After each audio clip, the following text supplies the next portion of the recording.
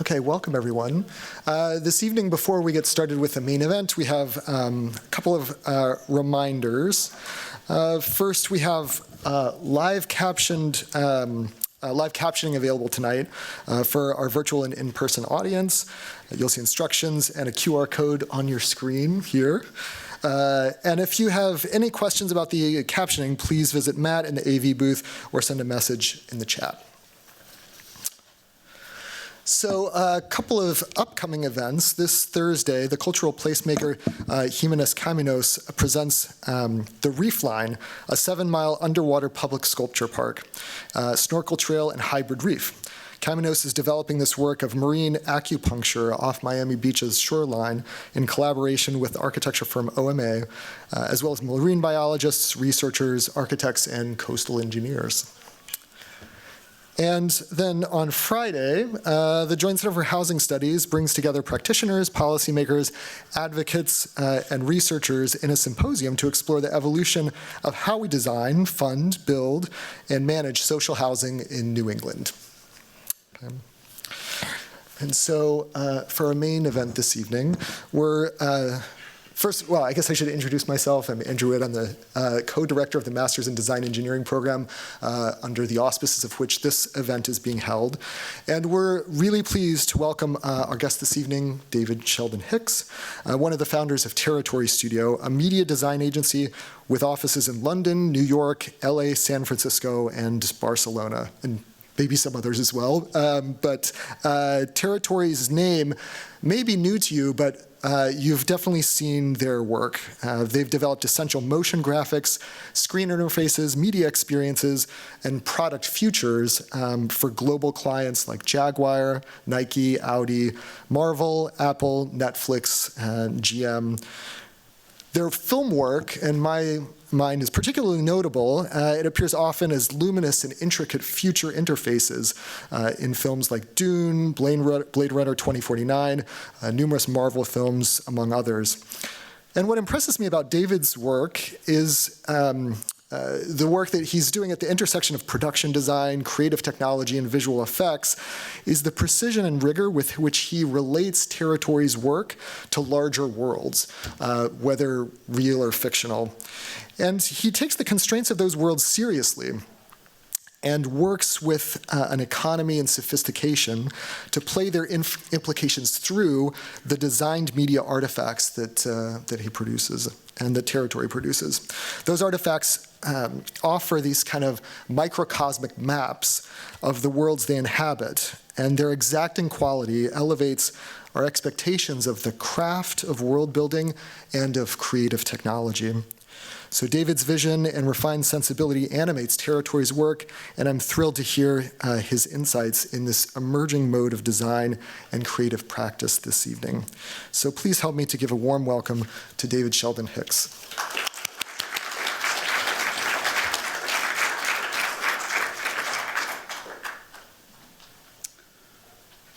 Thank you, Andrew, and thank you for having me here. This is really quite a thrill.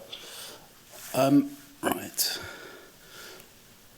So, before I get into what we're talking about, just really to frame it for you, I'm very much in love with maps, and when we think about maps, for me the interest is really in showing what could be. So I'm not taking the literal meaning of maps. I think I'm just talking about envisioning of ideas, futures, making something real, giving it representation in the world. And what I love about maps is once you've shown the possibilities, it immediately raises the question of where are you going? And so I think at the moment that's particularly pertinent in terms of the power of design and how we can use it. Really making real the world as it is now, and then imagining where we could be going. Maybe not a destination, but certainly in terms of the direction that we're headed. So everyone in my domain talks about these ideas and this overlap, and it's almost become a vanilla statement, the idea that design, story, and technology overlay in some interesting way. So I'm going to bring it to life today through some of the examples that I'm going to present to you, and really just walk you through some of the things that we've been thinking about while we've been working on these projects. We love a Venn diagram. I think as creatives, you hate to be pigeonholed, so the idea that you can kind of be pluralist and move between different ideas, I think is really interesting. So we often feel very comfortable with these overlaps and this kind of movement between different fields of thinking. We very much work in the entertainment space in very kind of a literal sense, delivering design and visual effects for movies or computer games. But what's been really interesting to me is that the thought patterns, the thinking, the approach to projects like this, as Andrew just mentioned a moment ago, really overlay into the real world in interesting ways. So today I'm going to start with actually the real world and how that's influenced the fictional work that we do. And then I'll quickly jump back at the very end, back into the real space and how that's influencing some of my most recent projects. Okay, this dates me. Apologies. Most of you are not going to know who this person is. I'll explain it. But there are going to be a number of film references in here. So for anyone that doesn't really watch films, I do apologise. I'll try and make it as clear as possible. So this is I think it's a 1980s film. It's called War Games. This hacker had a dial-up modem, and he thought he was hacking into a government system to play a computer game. He was actually kicking off World War III, which maybe feels a little bit too close for comfort right now. But that is fascinating to me in that even then we were thinking about how people's reality unfolds through screens and how our framework for our understanding and our position in the world is mapped out through data, and our reality plays through in really interesting ways. I think that can be related back to social media. It can talk to the interfaces that we use in terms of our creative tool set, and the representation of reality to, mass audiences. What I've really learned in working on films is this idea of deep, deep research. So if you immerse yourself in the material that you're designing for long enough and deep enough, great work will just come through. We really learned this in working with costume departments on films. The costume teams really, really think about the rigor and the historical context of something that they're designing for. So how does the weave of a fabric or the weight of a material actually change the movement of a performance? How might a particular cut of something designate kind of social status in some way?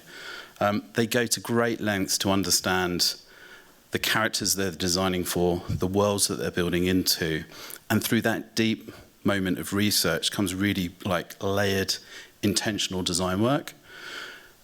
And I think you can't always intellectualize that. It just comes through in the kind of the deeper activity of doing the work. So I find that rigor really interesting, and we subscribe to that as a studio. That gentleman floating in the middle there, he's very, very helpful. That's Dave Lavery. So Ridley Scott put us in contact with Dave. He heads up JPL, or he headed up JPL at the time that we were working on The Martian. And really Ridley's genius or maybe trust actually, in working with us was to say, look, just go away and speak to NASA for the next 3 months. And I trust you to be a visual translation of their data and their work, which is absolutely terrifying if you know that you're not going to see Ridley Scott for another 3 months before he films the design work that goes onto a film set. However, Dave was very generous with his time. He'd spend hours with us on calls, just helping us understand how data is used at NASA Mission Control. What was really interesting to me is that they quite often don't rely on software to interpret the data. That's actually done at the human level. And you'll often see them noting down on paper their own calculations. What's really important is that there's a human connection and a human knowledge base layered over the top of the data that's being streamed through to them at NASA Mission Control, so that they can make human judgments on that data. So we try, whenever we're doing what we're doing in terms of a film set, to not have this. Because ultimately what we're presenting in front of an actor helps aid performance. And in some cases, they're reacting and responding to the data, the graphics, the kind of the storytelling elements that are going onto screen. And in some ways, it's our job to help them deliver a believable performance. Now, the trick with that is you don't want them thinking too much about where they're clicking with a mouse, what they're typing into a keyboard. So it's always an interaction, what we call an interaction on rails. But wherever possible, we don't want to replace it in post. We actually want to deliver graphics live on a film set to help those actors with immersion, and to be honest, to help the director see the set in front of them and shoot it for what's there. So we believe in that kind of extra level of kind of live aspect to the design work, to put it in front of people and to give them that chance of performance. Now, there are times when you just can't do that because Steven Spielberg wants a hologram and they don't exist yet, you know. However, wherever we can, we want to put something in front of the actors to help them aid with scale, proportion, the things that they're looking at. And it helps the work live in the scene with the actors and for the performance to be better for it. So we owe them that. So this is some of our work on the Martian. All of those data displays are live. The trick with that is continuity, because I never shoot these bloody films in order. So they're always skipping around different scenes. So to make sense of continuity, we have to be there on the film set, just making sure that we're being that visual translation between what NASA would have done with real data and then creating this real visual layer so that it still films well. And it still needs to feel, in this case, like a Ridley Scott film. It still needs to look beautiful. And the problem with NASA screens is they have a lot of hot spots. In reality, there's a lot of white in there, and it really gets in the way of making the actors look good, which is often a consideration as well. This is my self-confession. As you can see, there are always influences in there. That wasn't actually done on purpose, but it's interesting to see how work comes through in the end. I'm just going to play the show reel for you now. This is a summation of some of the work that we've done over the last 10 to 15 years and representing the crossover between what we do in a fictional way and then how that bleeds over into the real world and kind of next generation technologies and the design work for that.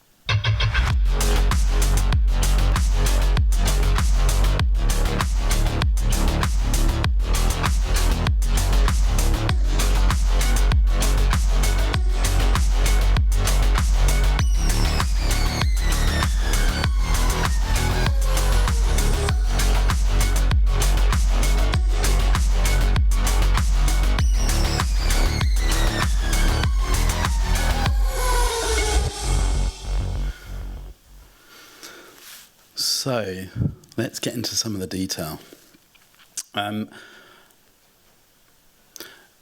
We get to work on some incredibly secret and interesting projects. And about 10 years ago, we'd been working on a film called Machina, which was all about really the representation and the reality of AI and the kind of dark dystopian truths maybe behind that. And we were approached by a lot of tech companies to really help them deliver on kind of future envisionings and kind of speculative design work and kind of near future projects. And ironically, initially, I turned the work away because I didn't think we were qualified actually to work on those projects. That was stupid. So over time, we've really built out a capability and a team that's really quite a hybridization of technologists, creative technologists, engineers, coders, designers.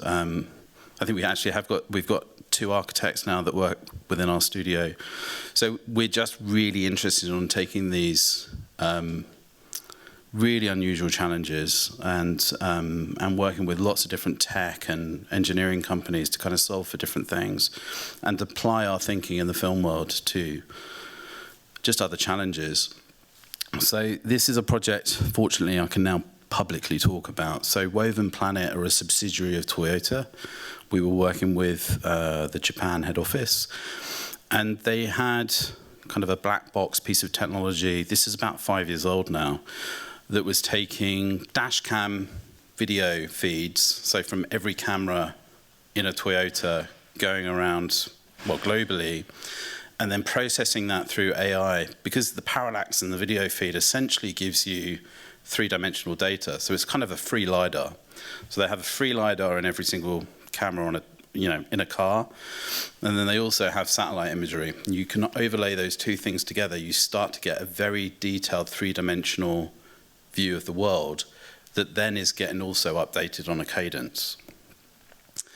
So initially we were brought in really to create a visual design system and branding language and all the kind of the traditional things that a design studio like ours would apply. And we did all of those things very quickly, but we just became more broadly interested in the project and the challenge. And actually at the crux of it all was this element of trust. So what we realized in working with machine visioning is, does it really understand how roads have been interpreted? So if I see, we go to the next slide, jumping ahead a little bit.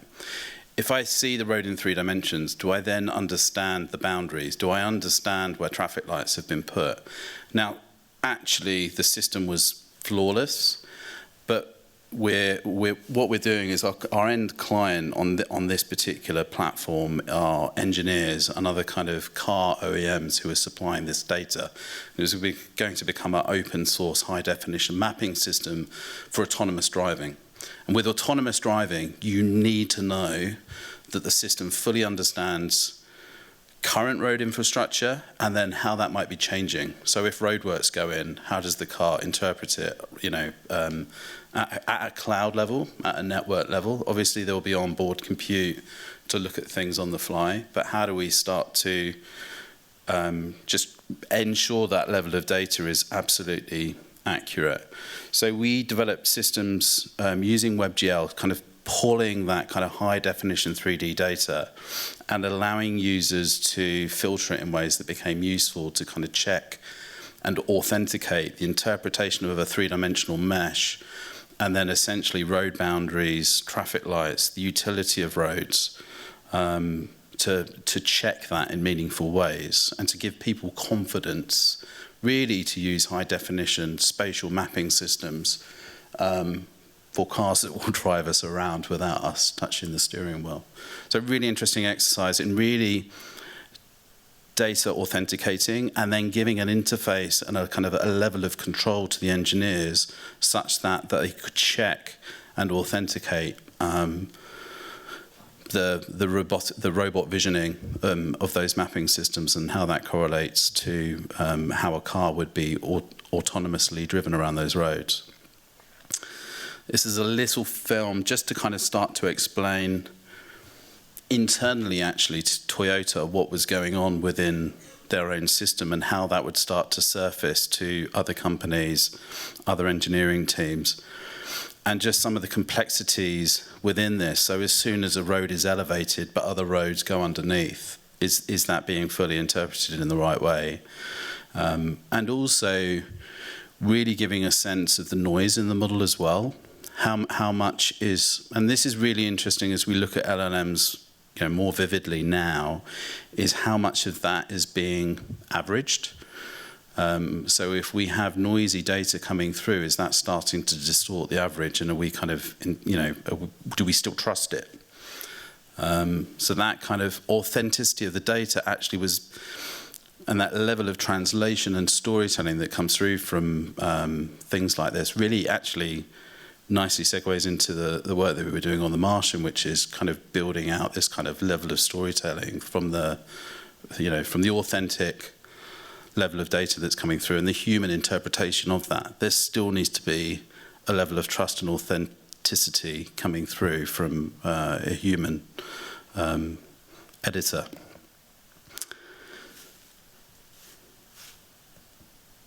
I've lost control. The machine's fighting back. Thank you. I think, was that me or was that you? Thumbs up at the back.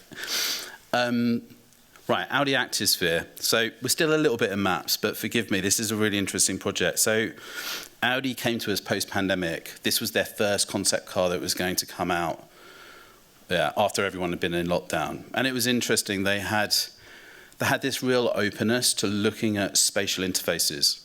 And what was great here is the interior team and the exterior team were really interested in looking at the digital layer in a car completely differently. There was a real openness and conversation between us and them. So top left is the exterior design. It's kind of a new hybrid, off-road vehicle. It's got sportiness to it, but essentially for an active lifestyle. And through conversations with the interior team, we started talking about this idea of, okay, in 5 to 10 years' time, spatial interfaces are going to be here. And a driverless experience is definitely going to be here with government, will and everything else. But people still want to drive their car. So we need an active mode where people still drive their car, and then we need a mode where everything just disappears away, and the modality or the mindset within a vehicle completely changes. So can we model that out? Now, typically, you would kind of create a film, look a little bit like a Black Mirror episode in the worst case scenario, but you'd kind of paint this vision. We wanted to take that a step further. At the time, we were in close talks with Magic Leap, who make a holographic headset and an augmented reality headset. So it's a glass visor in front of your face that projects visuals onto it. So you're still seeing the real world. You'll see still your focus is changing between a graphical layer and the physical layer. And we built it out in Unity. It's essentially an interface that understands your gestures, so it understands your relationship to the car and the space around you. So what Audi's design team loved about this is they didn't have to force a screen into the dashboard. We could still think about the materiality of the environment. We could still be far more graceful and elegant when it came to the physical space. And so removing the screen was quite a bold statement for them, but they loved it. They also liked the idea of folding the steering wheel away as the car kind of took control of the driving experience. So with the Magic Leap headset, we figured out how to make it communicate with the actual car. So we could have gestures, certain hand gestures that would bring out a holographic map, and then you could trace on that map where you want the car to take you, and then it would go on that journey. We spent a lot of time in the idea of holography of maps, which made me very pleased, obviously. And then we think about the driving experience, and that happens really through a story. The UX is essentially a human story. It's how things are playing out over an overall experience. So we have a moment where the driver wants to take over, and we have what's called I think they call it a quattro view, so you can see through the car and you can see the train going on under the vehicle, so kind of an X-ray mode if you are taking control of the car. Obviously, there's the brand experience, so that's bottom left. Weather, navigation, obviously, but also things like temperature control. So with the Magic Leap headset on, as you gesture your hand out to the right, it automatically knows that you want to change the temperature, and then you kind of tilt your hands just to kind of control that temperature dial. So just really surfacing to drivers, the press, the kind of the automotive industry at large, a hypothesis on where this could go. Now, obviously, some of these ideas are going to be completely dropped, but it creates a really interesting conversation. We then also started to think about, okay, if we have this functionality in a headset that's essentially, part of the mobility experience, how does that then live on in things like mountain biking or golf or skiing or whatever else? So as you can see, augmented reality Bear in mind that what you're seeing is a lower quality than what I'm seeing, because basically what you guys are seeing is a screen record. The screen record is more unstable than what I'm actually seeing. So for me, this looks amazing. This is crazy. I see a huge map in front of me, different geographical data, heavy rain. This is pretty cool. It's like navigation, but at the same time, it maps out where the rain is. It's points of interest. If I go up to the top, right here, this is my music selection. All I do is hover like that, you see? And if I keep my finger on one of the songs, like that, augmented realities, if I go like this and choose a different song, such as Point of Interest, boom, it comes up. That's your navigation right there. Now for my climate control, you see there, I just put my hand, hovers up, and now I can change the temperature. I can actually move it left, make it colder, or turn it right, make it warmer. And it's actually super responsive. This is great.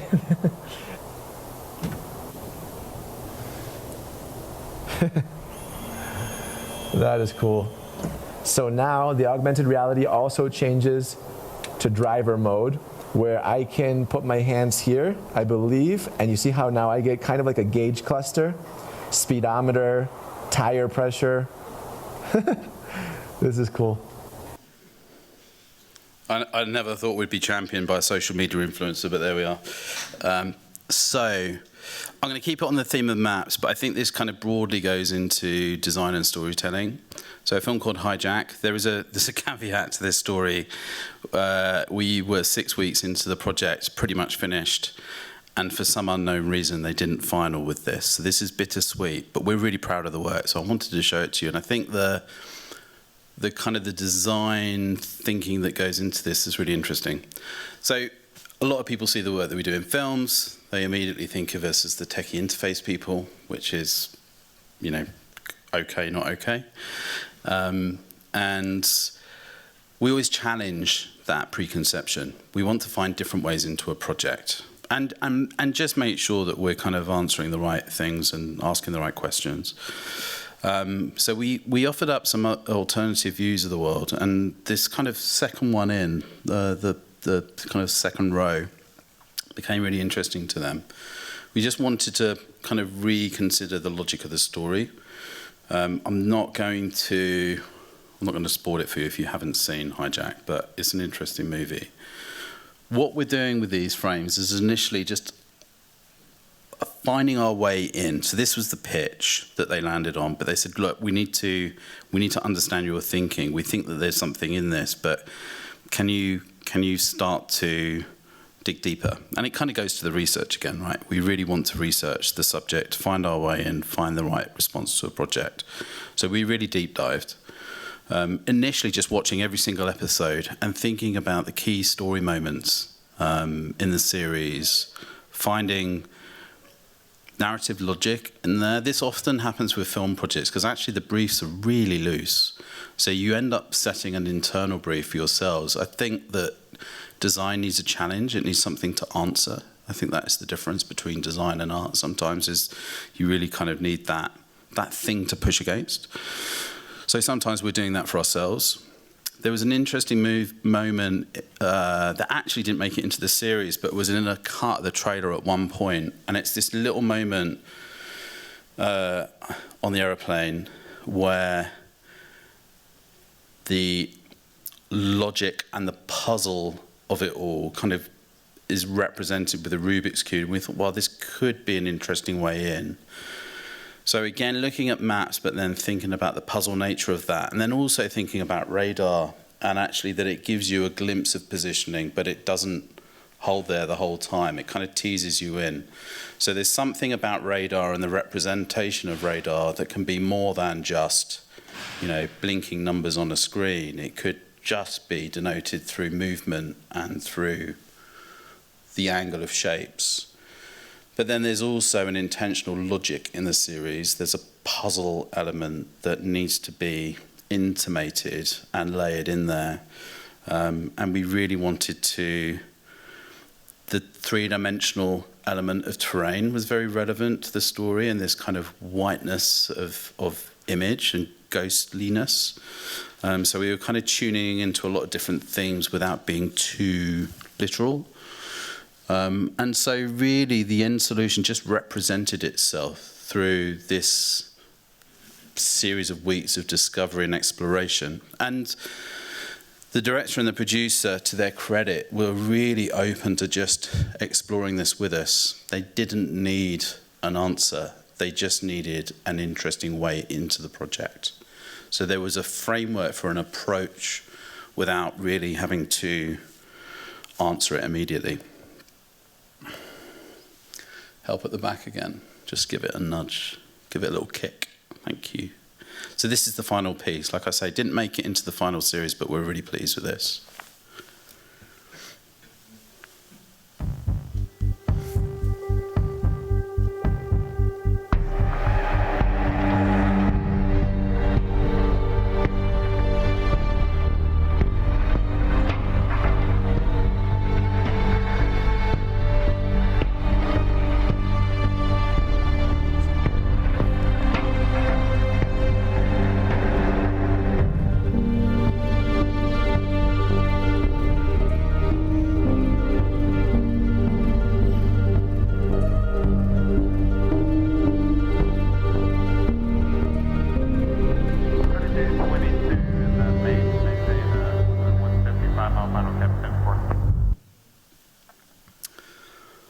Okay, I think we're doing okay for time. We all holding in there? Yeah, thank you for staying in with me here. All right, let's do Dune. Please. This is the new one. I'm just going to keep looking at you at the back. So as promised, Dune Part 2. This is the first time I've been allowed to publicly talk about this.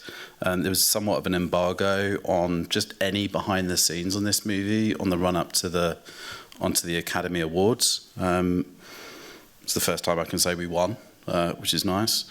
And yeah, thank you. For a British person, that doesn't come easy, so thank you. I don't know if this is... It's gone to black screen again. Am I pressing the wrong ones? Yes, I am pressing the wrong ones. That's what it is. So again, looking for our way in. So the first thing to say is we'd worked with Denis Villeneuve on Blade Runner 2049, and we'd worked with him in a very small way on Dune Part 1.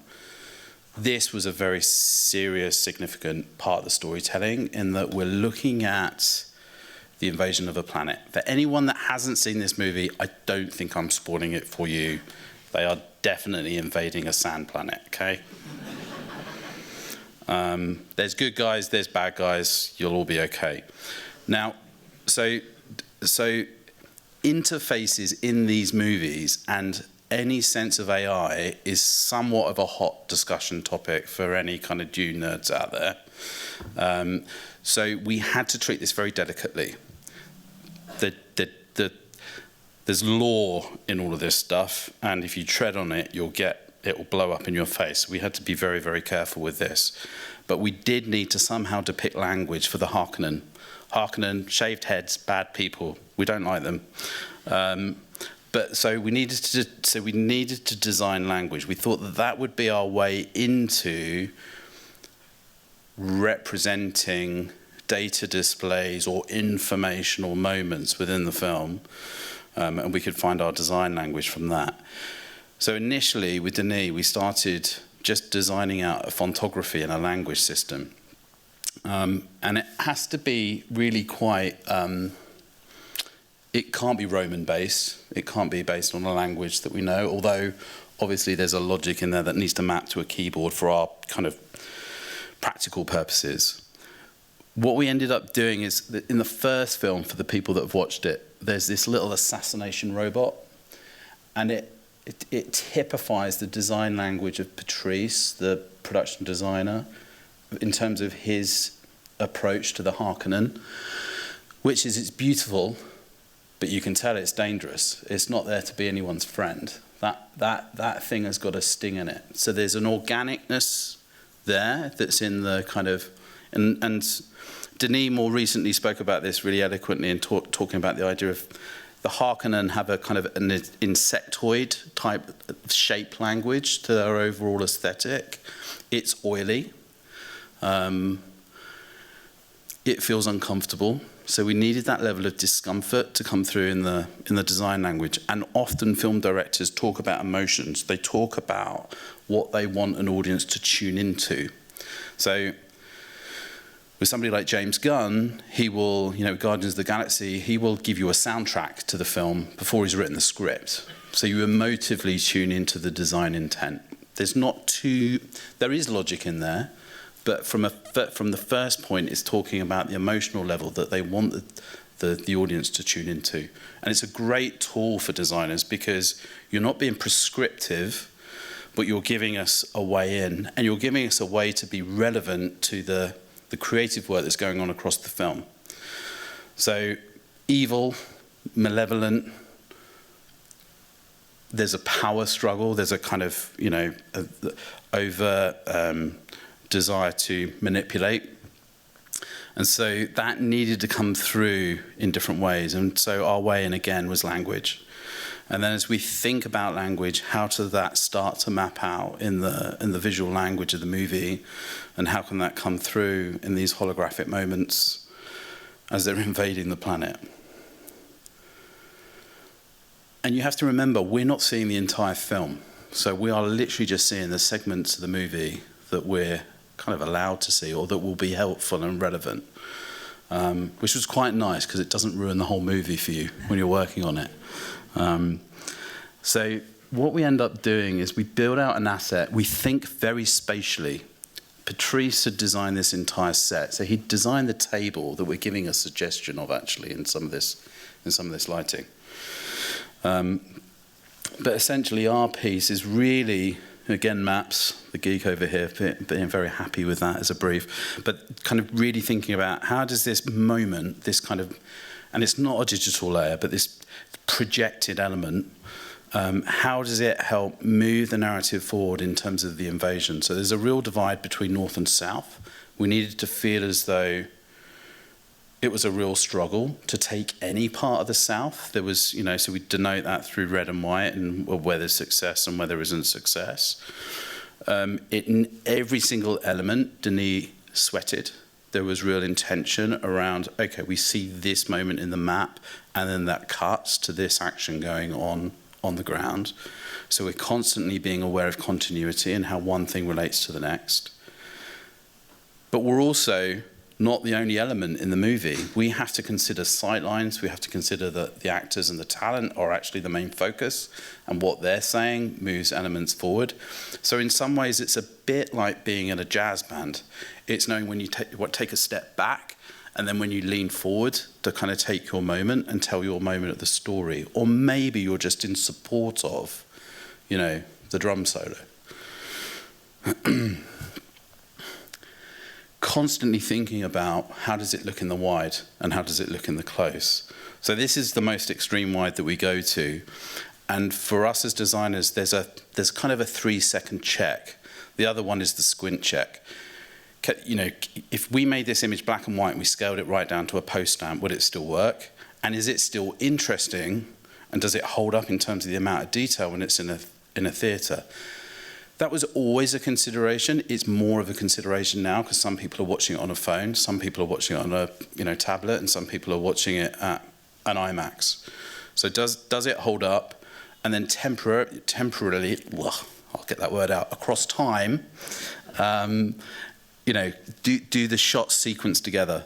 So we're thinking about a line being delivered, the actor's silhouette, and the moment within the data and it's just glimpses. Really, these storytelling moments are there in the back of your mind, not at the front. You're listening to other things as well. So it's just knowing how to dial that in and out. Really, it's quite a balancing act.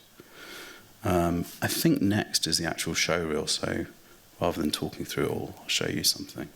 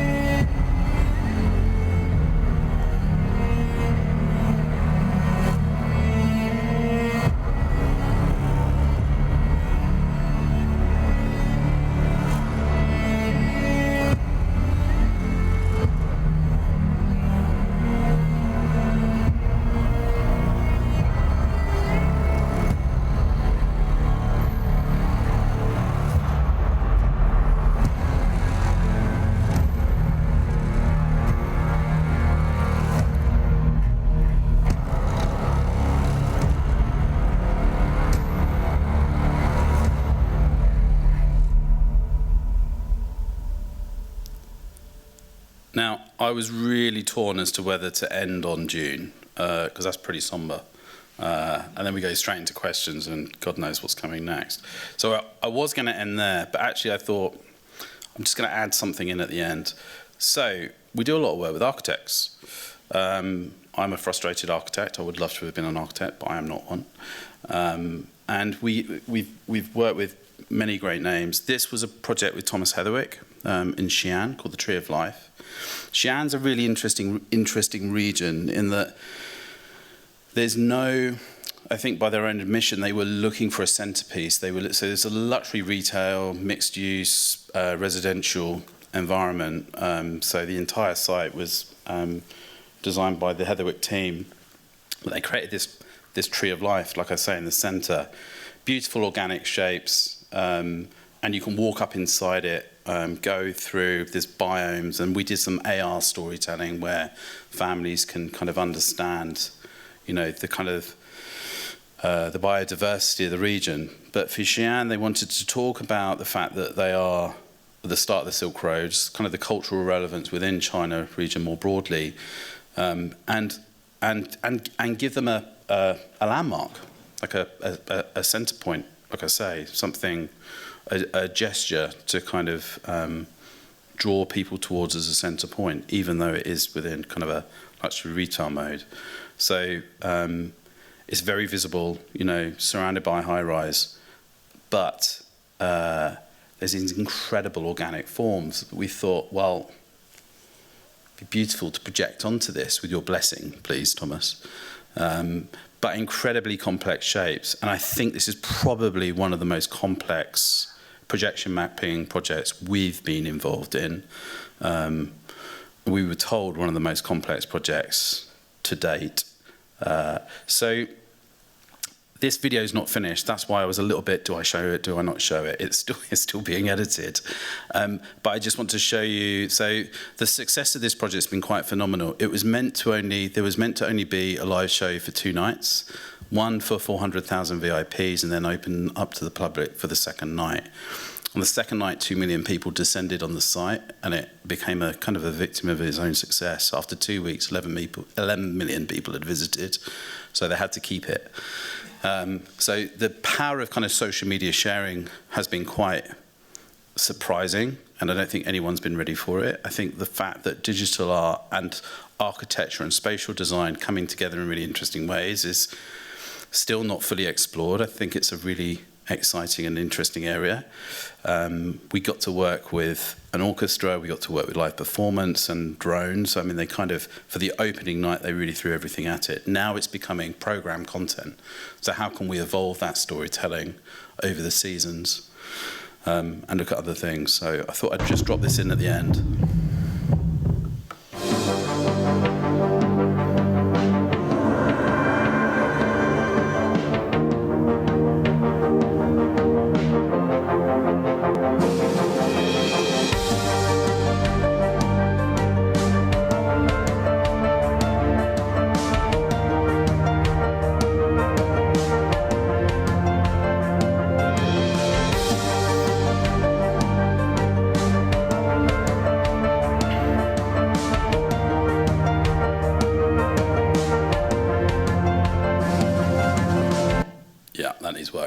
So I'm going to leave it there. If there is time for questions, I'd love to take some.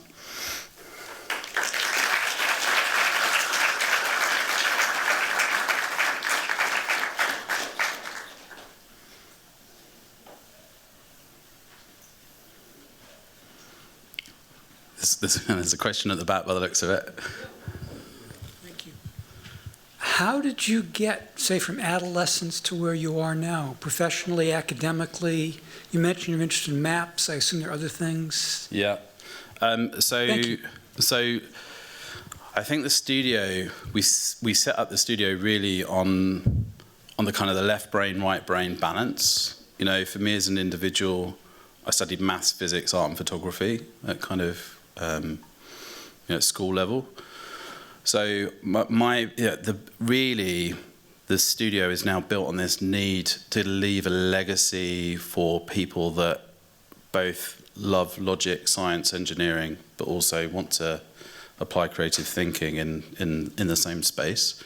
So really, that's what we're wanting to build. So, like I say, I came close to doing architecture, because when you say maths, physics, and art, everyone goes, "Well, you're going to be an architect." And so, but I didn't. I think I also had a love of animation and kind of movement. I love choreography. I love seeing things move. And so that's probably what. But there is so much movement in architecture. It occurs in different ways. So, yeah, it's that fascination really. It's that fascination with applying, to removing the boundaries between ways of thinking. And when I look at coders and I see that they create things from scratch, from nothing, I feel that's creative. And I see so much logic in the creative fields that then sometimes creating that distance and that barrier between two mindsets is not always useful. So I think as an industry and kind of as a studio, I kind of want to explore the greyness between those. So I think that's where it comes from, if that answers the question.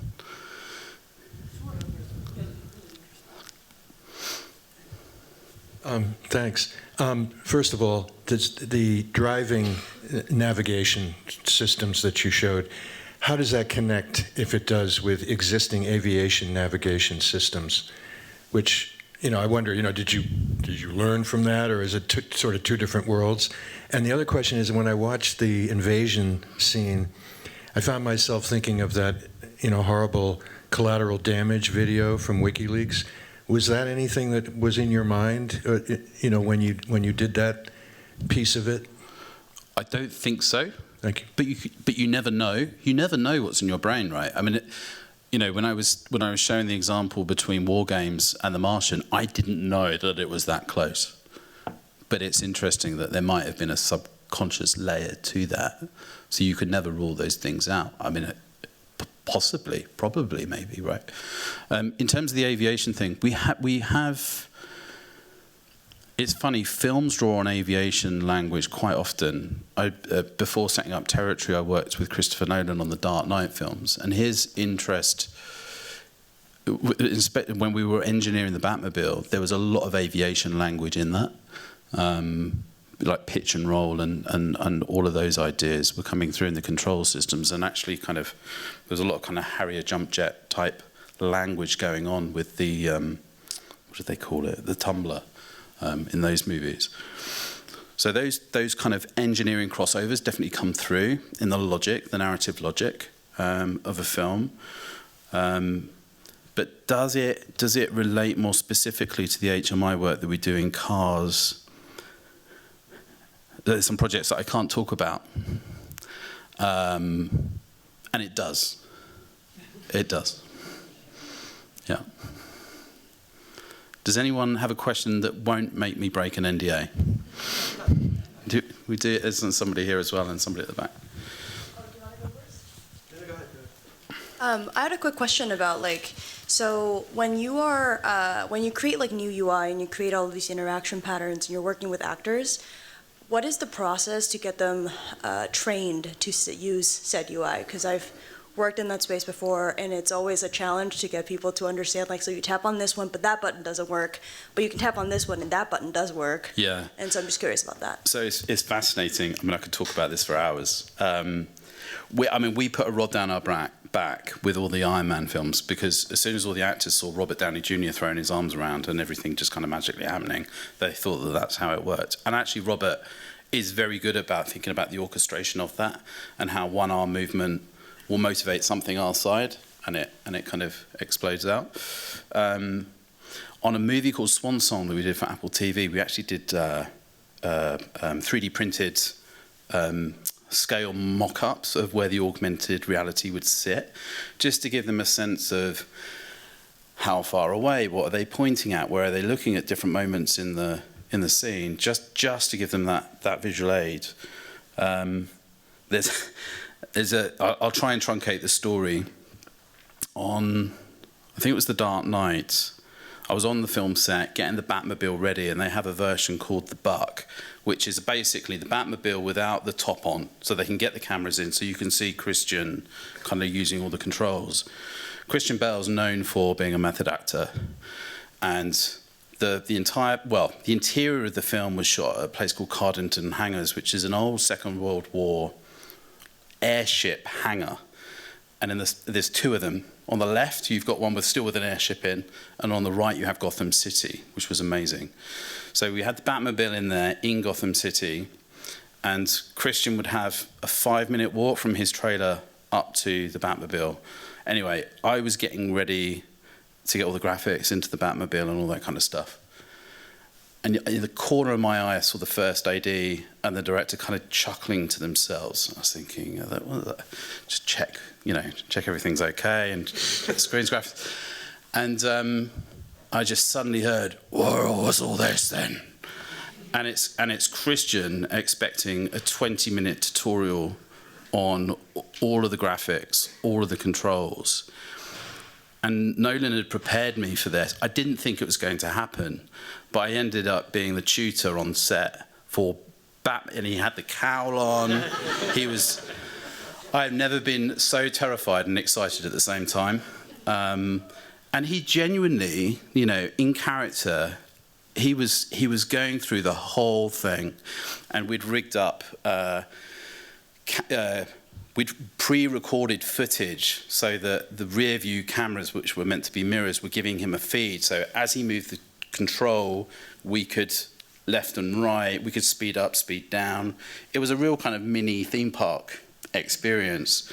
So I was glad I took it to that level, but I never had that again. So always prepare for just actors asking you questions and directors kind of throwing in the unknown. Ridley Scott is great at saying, "Oh no, that will all be background," and then on the day saying, "Oh, can we just go in close on that?" You're thinking, did I use spell check? Did I absolutely get everything right? So yeah, wherever possible, we try and engage with actors and just like I say, help with that immersion. And it is on rails. As much of it as possible is on rails, but there are little moments where you can give them extra interactivity, which really helps with the scene. And guessing where that might come from. Thank you. Okay. There was one there. Thank you so much for your talk. I had a question more specifically about just computer programs and how you manage. When I look at one of those animations, I can't imagine how heavy that is, as in terms of storage and moving. Do you think of an idea and then you start to bring a team together to think, okay, well I know that person is great in Blender or that person is great in Houdini, and then you start to, I'm just interested in how the workflow comes through, and also how you keep a kind of pulse on new programs that are coming out, and how you train your people to learn it or bring people in. That's a really good question. So I spared you all the Venn diagrams in this presentation. There's another one that's all kind of design, business management-y type stuff, which looks at how we organize our teams. Fundamentally, we had to change our org structure to kind of make these deliverables work.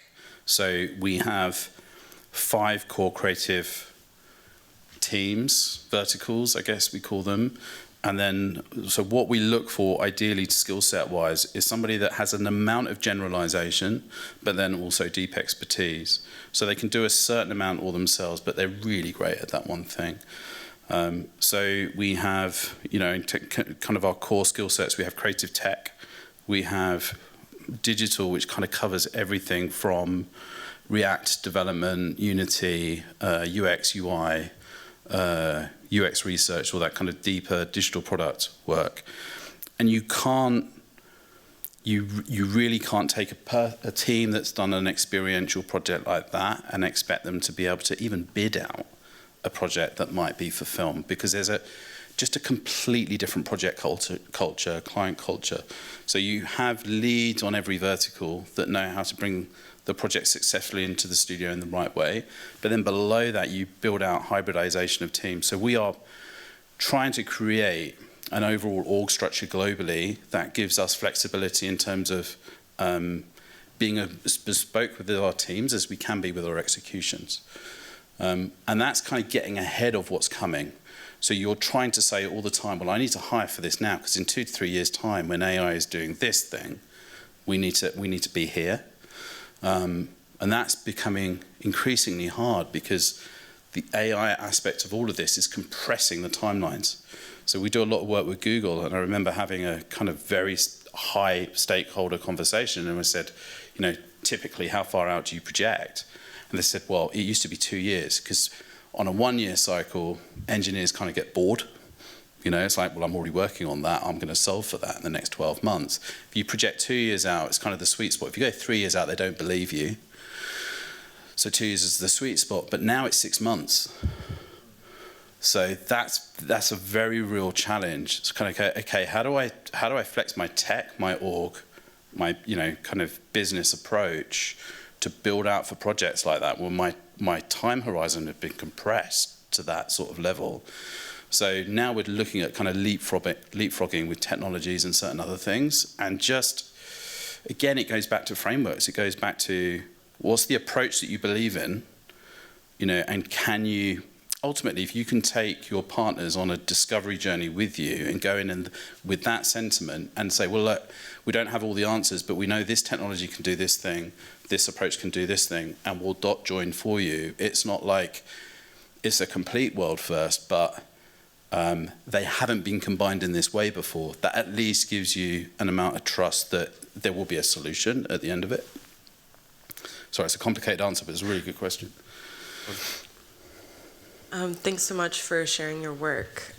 So it's really interesting to see how you and your company has a sort of really specific but very powerful role in film, where you're sort of setting the cultural imaginary or visual idea of what the sort of future of technology is, and how we all think of it. And you mentioned that you were hesitant to start working with these tech companies, but now that you're working with Toyota and maybe some other companies starting to design these things for the real world, I'm curious how you're navigating that transition, and also is the work that you're doing in film influencing that? Yes. So all things influence each other. That has been the wonderful learning in setting up this studio in this way, and it's really only occurred to me after 15 years. I'd love to say that I'm a wonderful futurologist and strategic thinker, but actually some things kind of fell into place. I had a gut instinct as to where this would go. So film influences games, games influences automotive, automotive influences films, tech influences ballet, probably, is wonderfully interconnected in lots of different ways. And so it goes back to the idea of maps. So put it all out. It's a bit like, again, film analogy, when you see those kind of detective films and they've kind of put all of the evidence up on the wall and they've got pins and strings and they're kind of interconnecting it in that way. Build out a mind map. Just look at, this is the state of the world, or this is the state of their world right now. And not where do we think it's heading, where do we think we need to push it? So being intentional with where we're moving them to. And so, film tunes into human truth. That's what's happening there. A director is not really interested in predicting the future at all. They're really interested in, Ready Player One was really a commentary on social media. It wasn't a commentary on VR and headsets and gamification. It was that we have a digital expression of ourselves, and we're more connected in the digital world than we are in the real one. And that kind of just that tuning into a human truth, and that's essentially what brands and tech companies need to do. I'll still argue that films are better at it. Do you think that the tech companies are as interested in storytelling as the directors are? Yes. Yeah, I think technology-wise, you lose people. I think you lose people very, very quickly if you don't think about human stories, or any kind of storytelling really. Like data can tell a story, a space tells a huge story. So, yeah, I think it's going to be, and especially as kind of the AI of it comes through more and more. The human story, the human idea is still the point of difference. Because if we all have technology, we all have AI, there's no point of difference there. We can all spend our way to that. So really that just becomes a flat line. So it's like, what's the additive on top of that that creates the difference? And it's, to me, some of it is still human experience and human stories, because we're not building machines, we're not talking to machines, we're not selling to machines, we're not building for machine experiences yet. Maybe we might need to soon. I don't know. But yes, I think storytelling, design, spatial experiences are absolutely core to everything, really. And I love shaping those. Thank you.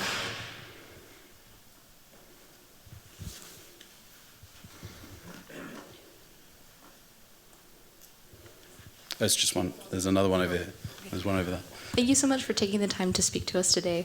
When I consider Bladerunner 2049, I feel that a lot of the interfaces are more heavily integrated with the human body, whereas Denis' Dune is more transposed onto objects. How does the concept, origination, and design differ when you're looking at physiology rather than kind of material, fixed objects? Can you give me an example of what you mean in 2014? Can you give me an example? I guess, Ana de Armas, the way that, I'm not sure what you worked on exactly within the film, but also the replicant, scene where they're coming out of the bag, and then Yep. How she's depicted as a holographic kind of figure, whereas a lot of the Dune content is more a projection onto an object. Yeah. So, so I mean, really, the only difference between, there's some major differences between those two projects, but I guess so Blade Runner is super interesting. It was quite a scary project to work on because the original was amazing.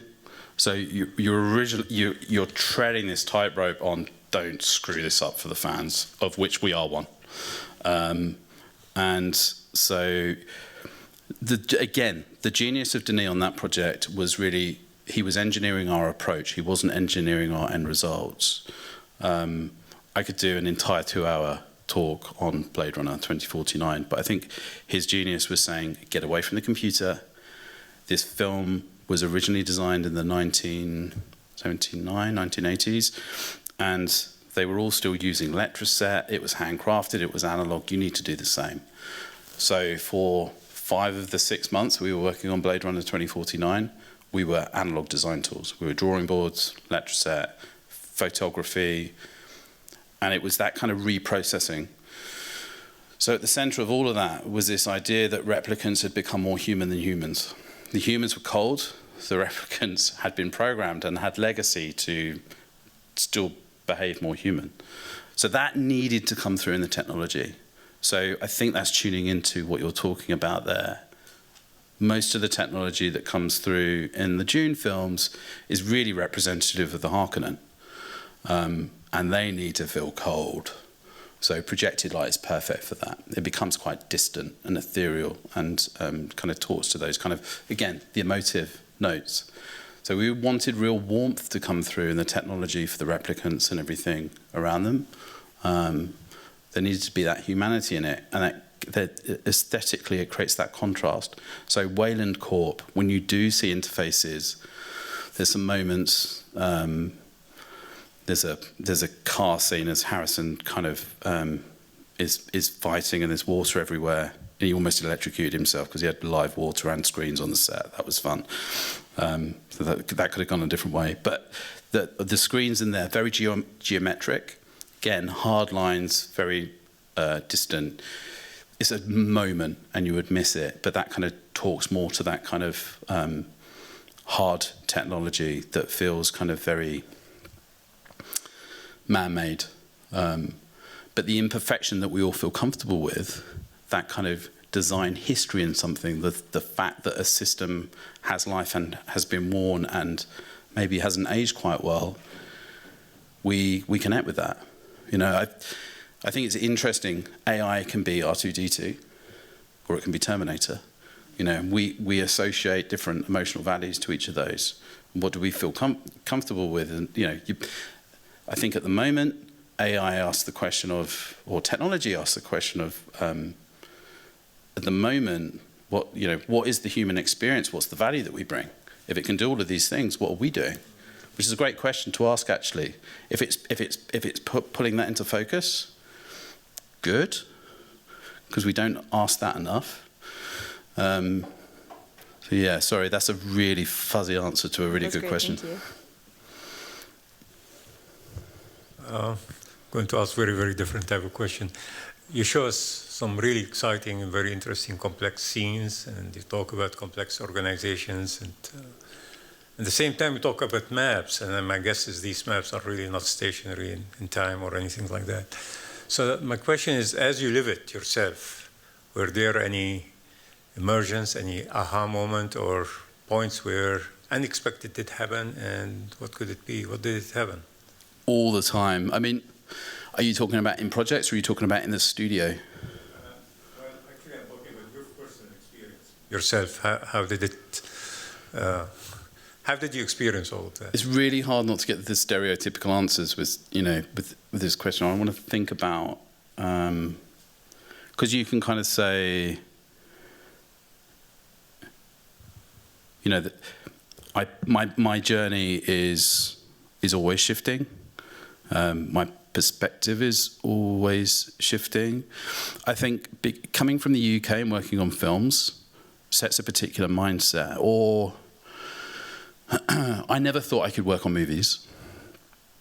I didn't ever think that I could work with architects. Or I've kind of, on a personal level, I've exceeded my expectations on a number of occasions. It's kind of weird saying that out loud to everyone here because you'll all be overachievers, I'm sure. But I don't relate to that. So I think at the end of it, I'm just excited by discovering things. And I think it's really lazy thinking to assume that everything's already been discovered. And it hasn't. And all the rocks have not been overturned. And I think there are so many professions that are so well established that then end up going down. I think you have to re-engineer from the DNA level to see things differently. I do think that helps. So just questioning the logic of everything in terms of, somebody said to numbers of consultants said to me, "Oh, you have to have your lift pitch, you have to have deep expertise in one area and specialize in one area." And that never made any sense to me. That was just kind of, we were inspired by the Bauhaus, just this idea that creative thinking could be applied to lots of different disciplines and to be interested across those different modes. And I think that's very relevant to today in that you can apply an approach and then go deep in very different areas. And that's all really quite relevant. And I say that because I've seen so many French companies fail now because they were so great in one area, and then when that industry U-turns on you in the flick of a switch, you have nothing left. And I think that the idea of, well, it can only be deep expertise or a generalization is also sloppy thinking. You can have deep expertise in 10 different areas and be completely bulletproof. And I think our survival rate has been pretty good lately. When I see what's happened through different industries with the actors and writers strikes, and then the pandemic, and then everything else that's going on economically in the world right now, you have to be ready for good luck and ready for bad luck. I think just questioning the status quo is a very healthy mindset. It's a very, very healthy mindset. And I look back on everything that kind of went before for me, and I think I've been, very critical of the way that it should be, or the way that it's always done. And I think great creative minds, great designers have a wonderful gift for the rest of the world in terms of thinking that way, and just questioning the fundamental. The fundamental brief, the fundamental source. I think that kind of design critical thinking is essential.